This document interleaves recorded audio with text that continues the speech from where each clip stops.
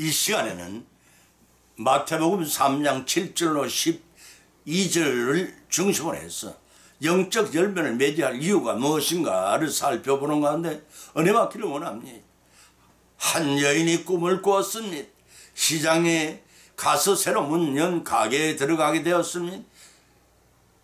그런데 가게 주인은 다름 아닌 신이었습니다. 이 가게에 무엇을 파느냐 여인이 물어보았습니다. 그랬더니 가게 주인인 신은 이렇게 대답했습니다. 당신이 원하는 것은 뭐든지 다 팝니다. 놀라지 않을 수 없었던 여인은 한참 생각한 끝에 인간이 바랄 수 있는 최고의 것을 사기로 마음을 먹었습니다.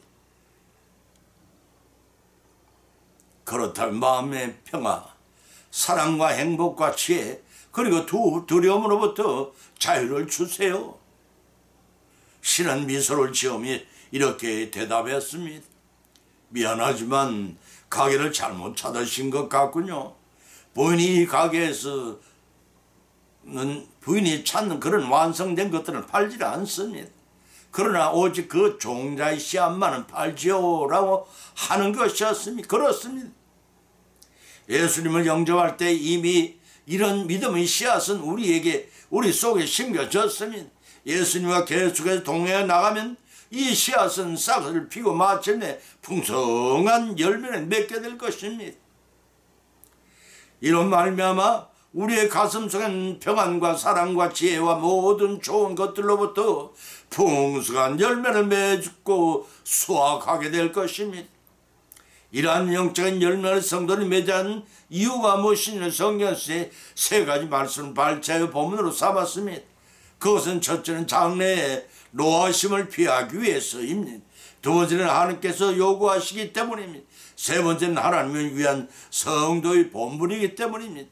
이 세 가지 말씀을 본문으로 삼고 상고하는 가운데 피차의 성령의 감동, 감화, 역사하심의 미버, 은혜를 받고 우리 실생활 가운데 실천하고 적용함으로써 믿음이 성숙해지고 예비한 복을 받으시는 저와 여러분의 믿음의 여생이 되시기를 예수님의 이름으로 간절히 축원을 드립니다.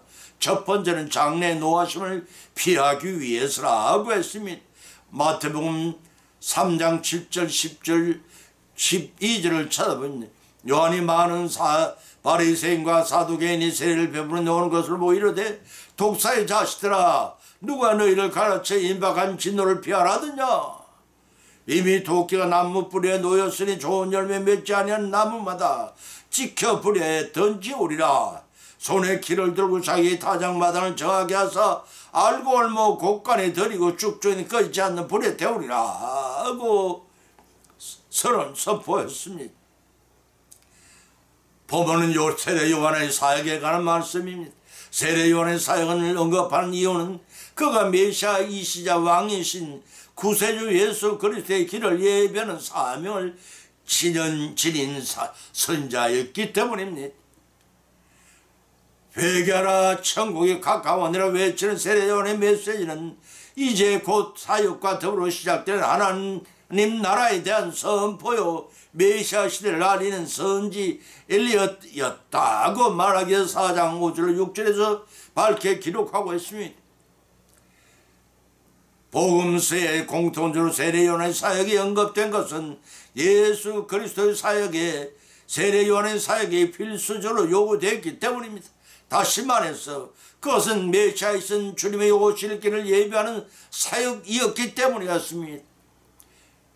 회개를 촉구하는 본문을 통해 우리는 몇 가지 교훈을 받을 수가 있습니다. 첫째는 성도들은 예수 그리스도의 재림을 예비하면서 다른 사람들에게 회개를 촉구하는 사역을 감당해야 한다는 것입니다.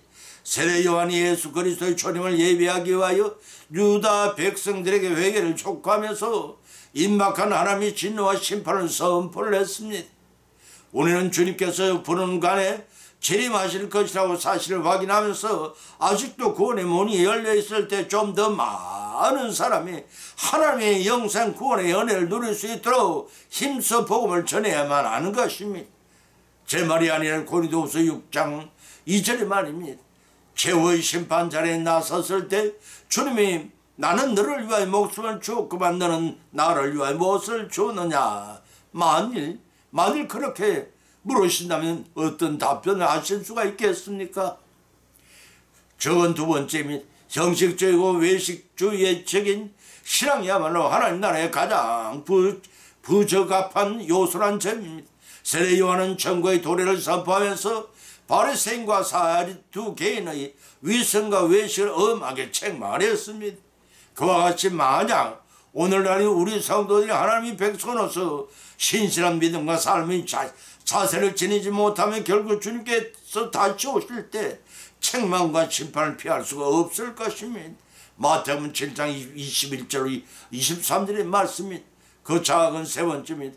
복음 사역자들은 스스로 드러내고 높이기보다는 오직 예수 그리스도를 전가하고 높이는 데 전념하는 자가 되어야 합니다. 세례 요한은 많은 사람이 추종에도 불구하고 그는 흥해야 하겠고 나는 회해야 한다고 항상 자신을 낮추며 예수 그리스도를 높이고 시선이 하나님께 집중되도록 만들었습니다.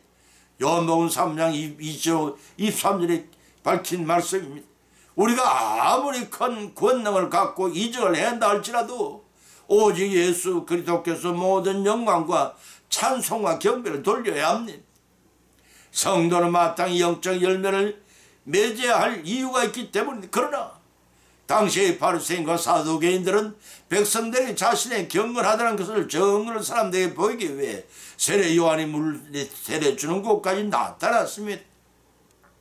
영적인 열매를 찾아볼 수 없던 그들이었는지라 세례 요한은 그들을 향해 독사의 자식들아 누가 너희를 가르쳐 임박한 진노를 피하라더냐 그렇게 소리쳤던 것입니다. 그런 다음 본문 10절에서 이미 도끼가 나무 뿌리에 놓였으니 좋은 열매는 맺지 않은 나무마다 찍어 불에 던져오리라고 세례 요한은 저주성의 선포를 했습니다. 본절에서 나무 뿌리에 도끼를 갖다 놓는다는 것은 뿌리까지 드러난 악을 더 이상 두고 볼 수가 없어서 찍어 버리시겠다는 하나님의 철저한 심판이 완전할 것임을 암시한 말입니다. 또 좋은 열매 맺지 않은 나무마다 불에 던져오리라고 하셨습니다. 성경에서 심판은 종종 완전히 소멸시키는 불로 자주 언급하고 있습니다. 말라기 4장 1절과 마태복음 13장 40절과 18장 8절로 9절, 마가복음 9절 43절, 요한복음 15장 6절에 기록되었으면 참조하시기 바랍니다. 그뿐 아니라 악인의 심판을 나무로 찍어 불에 던지는 것에 비유하고 있습니다. 이사야서 10장 33절과 예레미야 46장 20절에도 22절에도 같은 말씀이 밝히 기록되어 있습니다. 결국 세례 요한은 하나님의 선민이라 자처는 유대인들에게 회개할 뿐만 아니라 회개에 합당한 삶을 통해 하나님의 자녀로 완성되어 가고 하나님의 심판을 피할 수 있는 유일한 열매를 맺는 삶을 살아 보이라는 것입니다. 그렇지 않으면 본문 12절에서는 손에 키를 들고 타작마당을 정하게 하사 알고 보면 곳간에 들이고 죽전이 끊지 않는 불에 태우시라고 선포하신 예수님 말씀 우리는 기억해야 할 것입니다. 본절도 10절과 마찬가지로 하나님의 지상 통치가 시작된 날 진행될 심판에 대해 언급하고 있습니다. 여기서 알고 온 의인을 죽져 있는 악한 자를 상징합니다. 또 타작마당은 세상을 키를 손에 든 자는 심판주 예수 그리스도를 곳간 의인들의 영원한 피난처를 꺼지지 않는 불은 영원히 형벌 받은 지옥을 상징합니다. 따라서 우리 성도가 영적 열매를 맺어야 하는 이유는 장래 하나님의 노하심을 피하기 위함임을 아시고 불에 태워지는 쭉정이가 아니라 우리 모두 알고 그의 풍성한 열매를 맺 천국 곳간에 들어가는 믿어보는 성령한 삶을 이루고 나가시기를 예수님 이름으로 축원을 드립니다. 두 번째는 하나님께서 요구하십니다. 요한복음 15장 2절을 찾아본 기록하기를 물은 내게 있어 과실을 맺지 아니한 가지는 아버지께서 이를 제해 버리시고 무릇 과실을 맺게 하여 이렇게 과실을 맺게 하여 이렇게 걷게 하시느니라고 하셨습니다. 우리가 예수님 안에 거하는 신앙생활을 하게 되면 절로 열매를 맺을 수가 있습니다. 사랑하는 성도 여러분, 여러분은 어떤 열매를 맺어가고 계십니까? 전도의 열매, 기쁨의 열매, 사랑의 열매, 가정과 교회와 사회 어느 곳에서든지 열매가 맺어지는 예수님 말씀에 접붙임이 되어 있으신지요? 시편 1편 3절과 갈라디아서 5장 22절 23절을 참조하시기 바랍니다. 성도는 무슨 열매를 맺든지 주님 안에 계셔야만 열매를 맺을 수가 있다고 요한복음 15장 4절에서 기록하고 있고, 성도는 그 나무의 열매의 과실을 통해서만이 하나님께 영광을 돌릴 수 있다고 본문 8절에 기록하고 있습니다. 그러나 열매 없는 가지는 불에 모아 태워지는 영적 열매를 맺지 못하는 아기는 영벌의 치욕불에 던져질 것입니다. 그러나 그리스도 안에서 거하는 의인들에겐 10가지 능력이 주어진다고 했습니다. 그 첫 번째는 누가복음 21장 15절과 해 사도행전 6장 10절에서 주님을 지혜롭게 전할 능력을 주신다고 했습니다.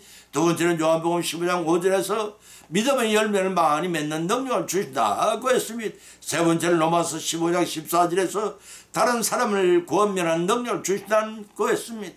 네 번째는 고린도전서 10장 13절에서 시험과 유혹을 물리칠 능력을 주신다고 했습니다.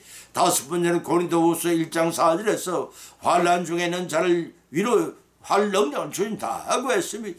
여섯 번째는 에베소서 6장 11절 13절에서 사탄을 대적하여 이길 능력을 주신다고 했습니다. 일곱 번째는 디모데후서 2장 2절에서 다른 사람을 가르칠 능력을 주신다고 했습니다. 여덟 번째는 디도서 1장 9절에서 바른 교훈으로 권면하고 거스르는 말을 하는 자를 책임할 능력을 주신다는 것입니다. 아홉 번째는 히브리서 11장 3, 4절을 통해서 연약한 중에서 능력을 발휘할 능력을 주신다는 것입니다. 열 번째는 야고보서 3장 2절에서 혀를 제어하여 말로 실수하지 않는 능력을 주신다고 했습니다. 이런 능력을 주셨음에도 능력을 발휘하지 않는 것은 불신자이거나 의인으로서 깨끗한 삶을 살지 못하기 때문일 것입니다. 본문에서 깨끗하시느니라는 의미는 가지치기를 해서 의인은 풍성한 열매 맺도록 하시겠다는 하나님의 의도이십니다. 본문 2절에서 내게 있어 과실을 맺지 아니하는 가지는 아버지께서 이를 채 버리시고라고 하셨습니다. 여기서 예수님께서는 자신을 포도나무로 비유하시고 과실을 맺지 않는 가지를 육신적인 이스라엘 민족을 겨냥하시는 말씀입니다.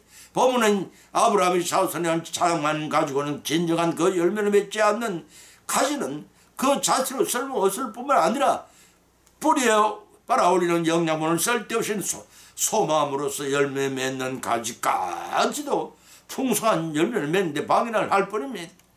따라서 열매를 맺지 못하는 가지나 죽어나무를 병되게 할 수 있는 가지는 잘라버려야 합니다.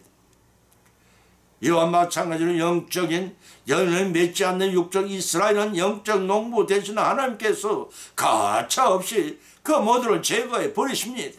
로마서 11장 20절 21절의 말씀입니다.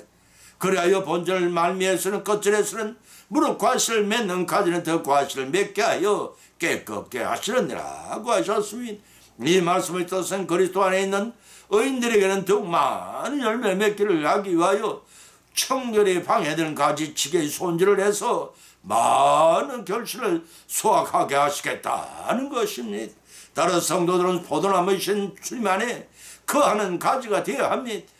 가지치기를 통해 풍성한 열매를 거두게 하시는 하나님의 요구를 영적으로 충족하여 열매를 풍성히 맺으면서 보답하시는 저와 여러분의 알곡이 되어가는 익은 열매 되어가는 그런 축복을 이루어 나가실 예수님 여러분을 축원드립니다. 세 번째는 하나님을 위한 성도의 본분이라고 했습니다. 로마서 7장 4절로 5절을 찾아보면 기록하기를 그러므로 내 형제들아 너희도 그리스도의 몸으로 말미암아 율법에 대하여 죽임을 당하였으나 이는 나란히 곧 죽은 자 가운데 살아나신 이에게서 우리로 하나님을 위하여 열매를 맺게 하려 합니다.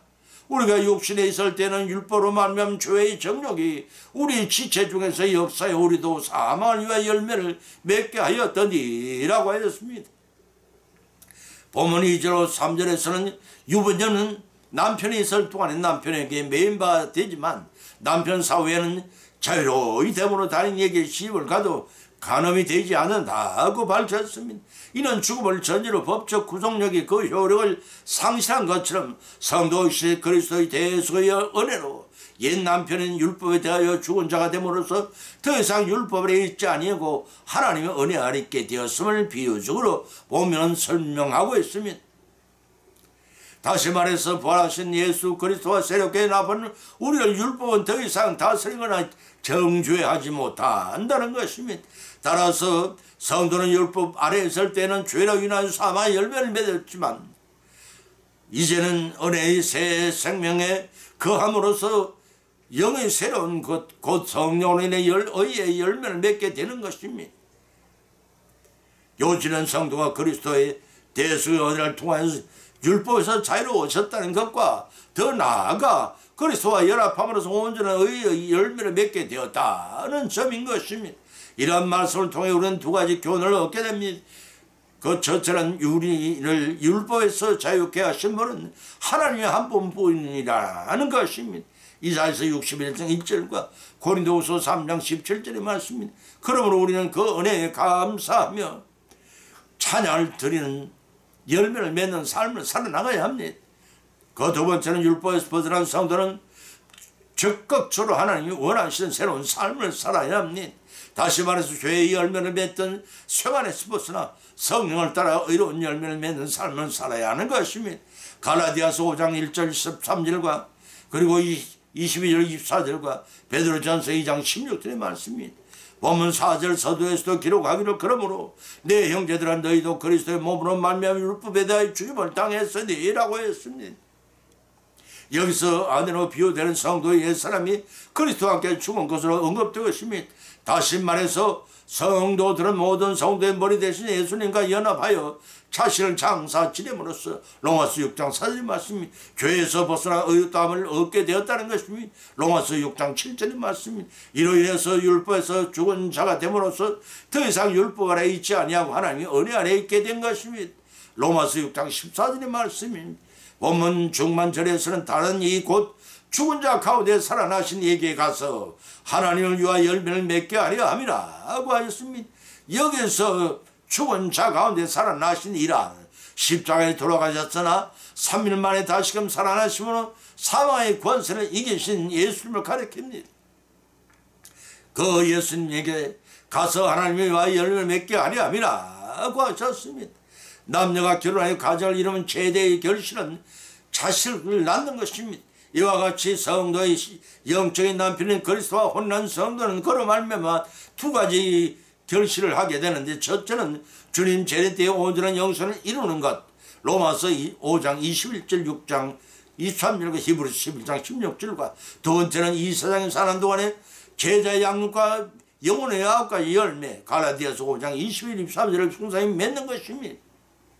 이처럼 성도가 그리스도의 연합에 열매를 맺는 것이 하나님의 영광을 위한 일이 됨으로써 그 일 자체가 하나님의 살아 역사하심과 그분의 권능을 나타내 보여주는 것이 되기 때문입니다.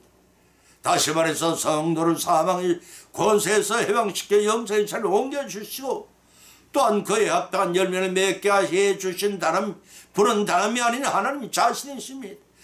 따라서 성도의 변화된 모습을 보는 자마다 이 모든 일을 주장하시고 사역하신 하나님을 찬양하지 않을 수가 없는 것입니다.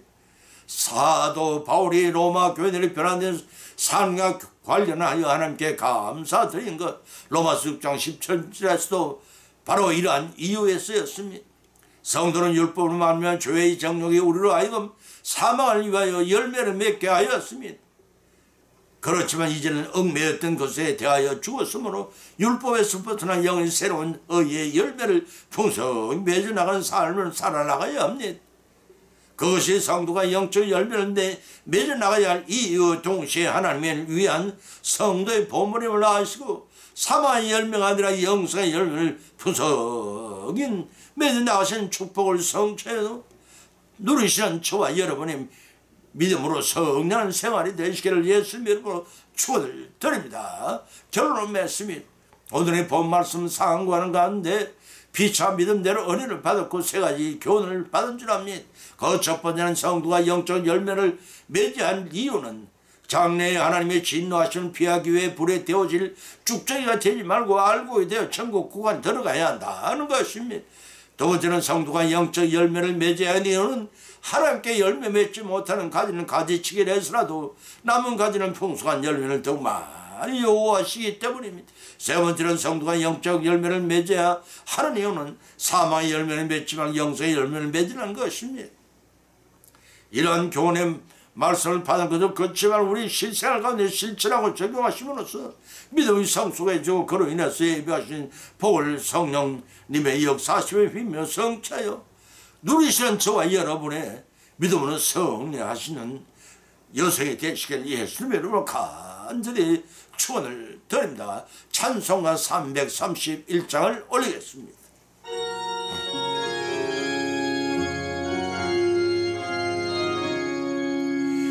영광을 받으시 만유의 주님, 우리가 명령을 따르리다. 베푸신 은혜를 감사히 알고 진실한 마음으로 섬기겠네. 구주님 은혜 주시는 대로 영원히 받들어 섬겠네. 찬송하겠네, 찬송하겠네. 생명을 주신 구주로다. 구주를 높이고 잘 공경하여 온유한 마음으로 섬기리다. 주 예수님을 안에서 즐거워하며 충성을 다하여 섬기겠네. 구주의 은혜 주시는 대로 영원히 받들어 섬겠네. 찬송하겠네, 찬송하겠네. 생명을 주시는 구주로다.